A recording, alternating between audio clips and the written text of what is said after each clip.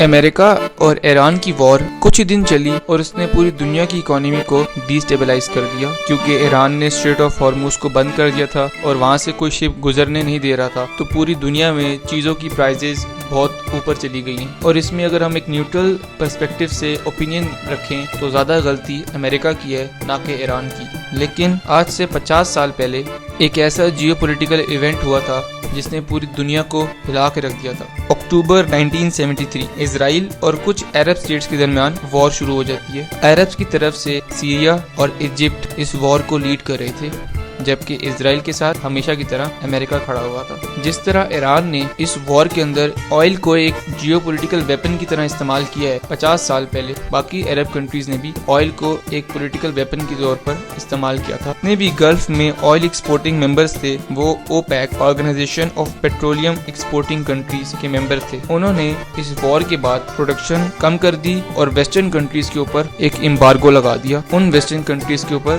جو کہ اسرائیل کو سپورٹ کر رہے تھے، جیسے امریکہ، UK اور کچھ یورپین کنٹریز۔ کچھ ہی دنوں میں آئل پرائزز اتنی اوپر چلی گئی تھی کہ امریکہ میں لوگ افورڈ ہی نہیں کر پا رہے تھے آئل لینا۔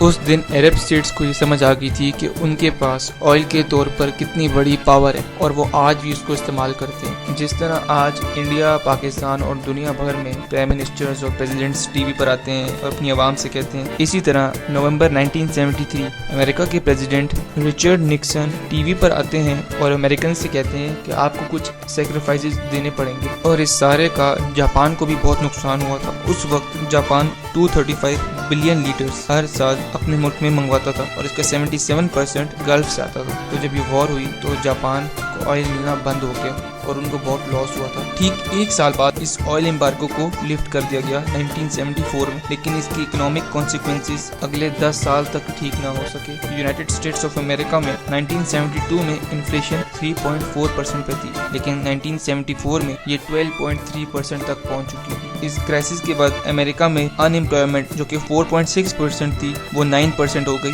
1973 میں امریکہ کی GDP 5.7% سے بڑھ رہی تھی، لیکن اس کے اگلے سال صرف 0.5%۔ پہلے میں نے جاپان کی مثال دی، ان کی اکانومی 8% سے 1973 میں گرو کر رہی تھی، لیکن 1974 میں ان کی اکانومی 1.2% سے گرو کی، اور UK کے ساتھ بھی کچھ ایسا ہی ہوا، ان کی اکانومی 7.3% پہ گرو کر رہی تھی، لیکن اس وار کے بعد وہ 1.7% سے گرو کی۔ امریکہ میں انفلیشن اتنی بڑھ گئی تھی کہ 1972 میں انٹرسٹ ریٹ صرف 5.75% تھا، لیکن 1974 میں یہی 12% پہ جا پہنچا، اور پھر بھی انفلیشن کنٹرول نہیں ہو پا رہی تھی۔ بعد میں اس کو 20% کرنا پڑا، اور سب کو یہی ڈر تھا کہ کہیں امریکہ میں ایک اکنامک ریسیشن نہ آ جائے۔ اس کے بعد US کے فارن منسٹر ہینری کسنجر نے عرب لیڈرز کے ساتھ بات کی اور اسرائیل کی فورسز کو ایجپٹ اور سیریا سے وڈرا کیا۔ الٹیمیٹلی یہ وار اسرائیل نے امریکہ کی ہیلپ کے ساتھ جیت لی تھی، لیکن امریکہ کو ایک بات اور پوری دنیا میں یہ بات سمجھ آ گئی تھی اس وقت کہ اگر انرجی